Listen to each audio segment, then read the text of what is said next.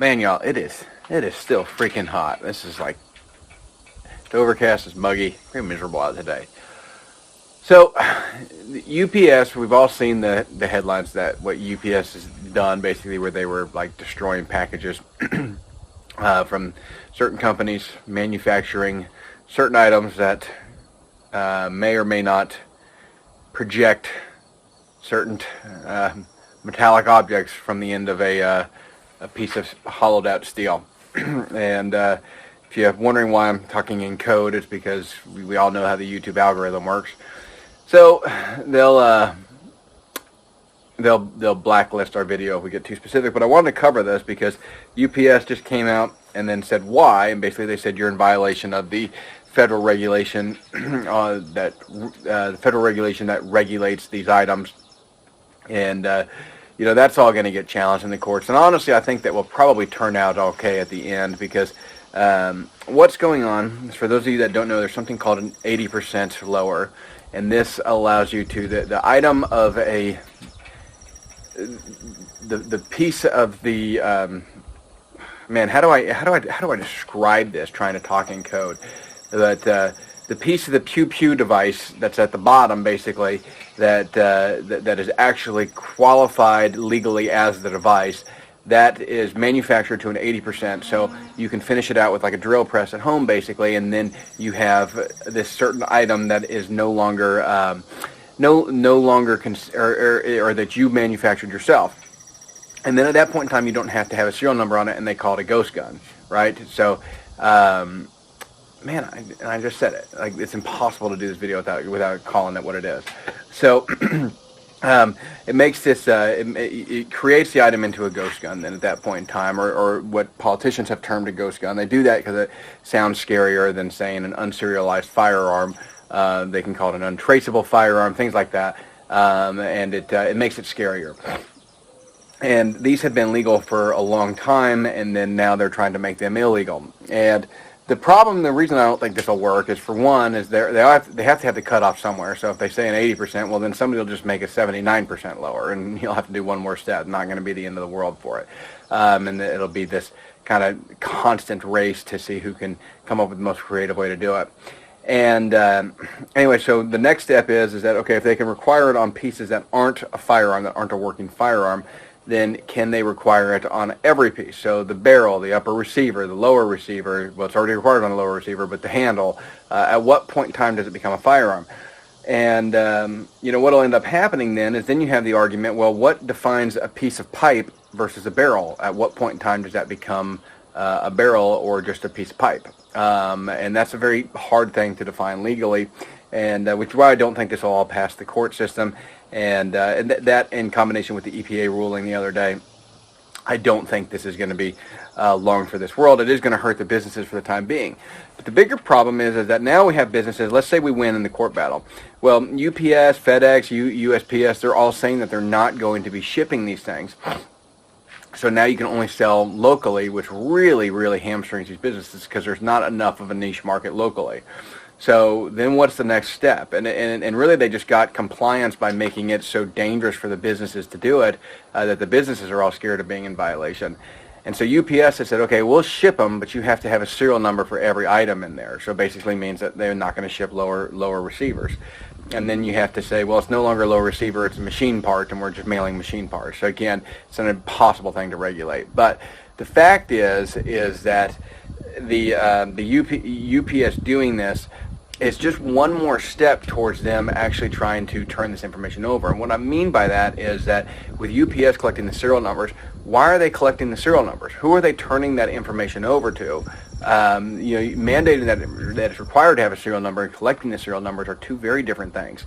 And so the fact that they're collecting up the serial numbers, what then are you intending on doing with these serial numbers? That is very concerning. And then now there's a record of these purchases, which we don't want, and there's very strict regulation already legally on that, and that you can't have a firearm registration, even though the ATF effectively does, because they can back search any firearm because they keep the records. But that's a whole other issue that needs to be challenged too. But the bottom line is is that this is a kind of a scary time in what they're trying to do, and the only reason to push these firearms is either A, you're scared and you don't know, and if you don't know about firearms, they scare you, and so you vote with a certain political party that wants to always ban firearms. And people that are in the know, that understand how firearms work, are not ever trying to ban it. So there's basically a people that are ignorant and not stupid, but just ignorant on the facts, and because of that, they want to ban these things and make them harder. And they keep talking about national background checks. We already have all that stuff, and so they're ignorant of the process. And then there's another group of people that actually understand how all this works, and it's like, the question, I remember watching the Dan Bongino interview. This was years ago, really before he was fairly famous. And this interview, they asked him, "Are you in favor of banning cop killer bullets?" And he said, "Well, see, you put that tagline on there. There's no definition for cop killer bullets. Tell me what you mean. What do you mean by cop killer bullets? Do you mean full metal jackets? Do you mean armor-piercing rounds? Do you mean hollow points? What define the hollow points? Do you mean ripper rounds? Do you mean hollow points that have a synthetic tip in them to help with expansion? What exactly are you talking about when you say cop killer bullets?" So they say cop killer bullets, and then they get certain political parties on board with it, and everybody's like, "Oh yeah, of course we want to ban cop killer bullets." And then they get to define what a cop killer bullet is later on, and it's basically anything that's convenient for us to purchase. And it's not actually cop killer bullets; it's things that are either convenient for us to purchase or self-defense rounds and stuff like that. Where the term came from was armor-piercing rounds. Well, armor-piercing rounds, it's really just a round that has a steel shank in the center of it, and it pushes so hard it will push through armor. Every round is armor piercing depending on the level of the armor. So, even a 30-06, a standard 30-06 hunting rifle is armor piercing for level 3 body armor and below, I think. Level 2, maybe level 2. Somebody, if you guys, any body armor experts out there, post that down below. I don't remember my nomenclature well enough on which ones stop what rounds, but it's either 3 or 2 that a 30-06 would pierce. So then the 30-06, your hunting rifle, one of the most common caliber hunting rifles, is now illegal because it doesn't meet the requirements. Like, again, this is just absurd. There's no way to effectively regulate this, and so they're asking. Basically, what they're doing is they're forcing the private industries to want to do their job for them, because the private industries don't have to have a standard that matches any type of constitutional standard. They have to have a standard that they can uphold internally with their company, and it's a very much looser standard. And then it's very easy to collect that information later on, because then the next step is, okay, private companies have to turn over serialized data collection to the government, because we have now started a registration. That's the next step.